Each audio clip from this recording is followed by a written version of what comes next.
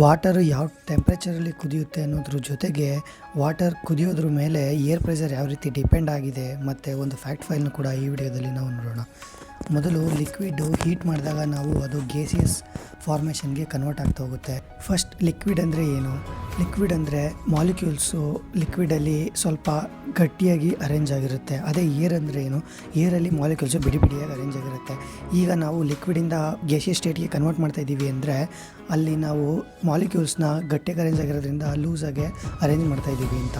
ಈಗ ಅರೇಂಜ್ ಆಗೋದಕ್ಕೆ ಅದು ಟೆಂಪ್ರೇಚರ್ನ ತಗೊಳುತ್ತೆ, ಹೀಟನ್ನು ಶಾಖನ ತಗೊಳುತ್ತೆ. ಈಗ ನಾವು ಎಷ್ಟು ಜಾಸ್ತಿ ಶಾಖನ ಕೊಡ್ತೀವಿ, ಅದಕ್ಕೆ ಟೆಂಪ್ರೇಚರ್ನ ರೈಸ್ ಮಾಡ್ತೀವಿ, ಅಷ್ಟೇ ಫಾಸ್ಟಾಗಿ ಮಾಲಿಕ್ಯೂಲ್ಸ್ನ ಗಟ್ಟಿಯಾಗಿ ಅರೇಂಜ್ ಆಗಿರೋದ್ರಿಂದ ಲೂಸಾಗೆ ಅರೇಂಜ್ ಮಾಡ್ತಾ ಇದ್ದೀವಿ ಅಂತ. ಈಗ ಅರೇಂಜ್ ಆಗೋದಕ್ಕೆ ಅದು ಟೆಂಪ್ರೇಚರ್ನ ತಗೊಳುತ್ತೆ, ಹೀಟನ್ನು ಶಾಖನ ತಗೊಳುತ್ತೆ. ಈಗ ನಾವು ಎಷ್ಟು ಜಾಸ್ತಿ ಶಾಖನ ಕೊಡ್ತೀವಿ, ಅದಕ್ಕೆ ಟೆಂಪ್ರೇಚರ್ನ ರೈಸ್ ಮಾಡ್ತೀವಿ, ಅಷ್ಟೇ ಫಾಸ್ಟಾಗಿ ಮಾಲಿಕ್ಯೂಲ್ಸ್ಗಳು ಗ್ಯಾಸಿಯಸ್ ಫಾರ್ಮ್ಗೆ ಕನ್ವರ್ಟ್ ಆಗ್ತಾ ಹೋಗುತ್ತೆ. ಅದೇ ರೀತಿ ಮಾಲಿಕ್ಯೂಲ್ಸು ಲಿಕ್ವಿಡ್ ಸ್ಟೇಟಲ್ಲಿ ಇರಬೇಕಾದ್ರೆ ಎಷ್ಟು ತಿಕ್ಕಾಗಿ ಅರೇಂಜ್ ಆಗೈತೆ ಅಷ್ಟೇ ಹೆಚ್ಚು ಟೆಂಪ್ರೇಚರ್ನ ಅದು ಗ್ಯಾಸಿಯಸ್ ಸ್ಟೇಟಿಗೆ ಕನ್ವರ್ಟ್ ಆಗೋದಕ್ಕೆ ತಗೋತಾ ಹೋಗುತ್ತೆ.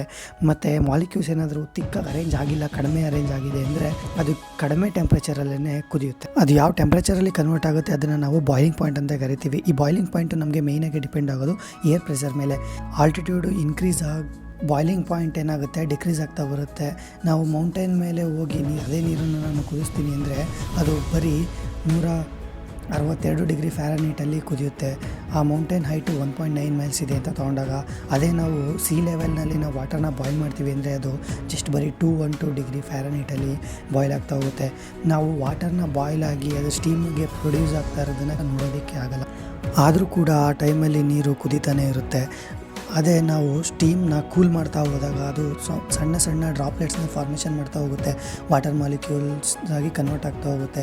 ಅದನ್ನು ನಾವು ಕ್ಲೌಡಿ ಅಥವಾ ಫಾಗ್ ಟೈಪಲ್ಲಿ ನೋಡ್ಬೋದು. ಬೆಟ್ಟದ ಮೇಲೆ ಮೌಂಟೇನ್ಸಲ್ಲಿ ಈ ಫಾಗ್ನ ನಾವು ತುಂಬ ನೋಡ್ತೀವಿ. ಮತ್ತು ನಾವು ವಿಂಟರ್ ಇದ್ದಾಗ ನಾವು ಉಸಿರಾಡಬೇಕಾದ್ರೆ ನಾವು ಈ ಫಾಗ್ ಫಾರ್ಮೇಷನ್ನ ನೋಡ್ಬೋದು.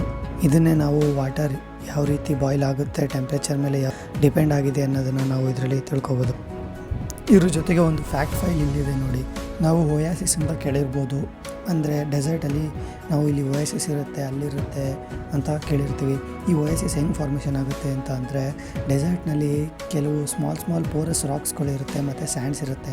ಇದ್ರ ಮಧ್ಯೆ ವಾಟರು ಶೇಖರಣೆ ಆಗ್ತಾ ಹೋಗುತ್ತೆ. ಎಲ್ಲಿ ಈ ಥರ ಜಾಸ್ತಿ ವಾಟರ್ ಶೇಖರಣೆ ಆಗುತ್ತೆ ಅಲ್ಲಿ ನಮಗೆ ಸ್ವಲ್ಪ ವಾಟರ್ ಡೆಪಾಸಿಟ್ ಆಗ್ತಾ ಹೋಗುತ್ತೆ. ಈ ಡೆಪಾಸಿಟ್ ಆಗಿರೋ ವಾಟರು ಒಯಾಸಿಸ್ನ ಫಾರ್ಮೇಷನ್ ಮಾಡುತ್ತೆ. ಎಲ್ಲಿ ಈ ಒಯಾಸಿಸ್ ಫಾರ್ಮೇಷನ್ ಆಗಿರುತ್ತೆ ಅಲ್ಲಿ ಪ್ಲ್ಯಾಂಟ್ಸ್ ಗ್ರೋ ಆಗುತ್ತೆ ಮತ್ತು ಅನಿಮಲ್ಸ್ ಕೂಡ ಅಲ್ಲಿ ನೋಡಬಹುದಾಗಿರುತ್ತೆ.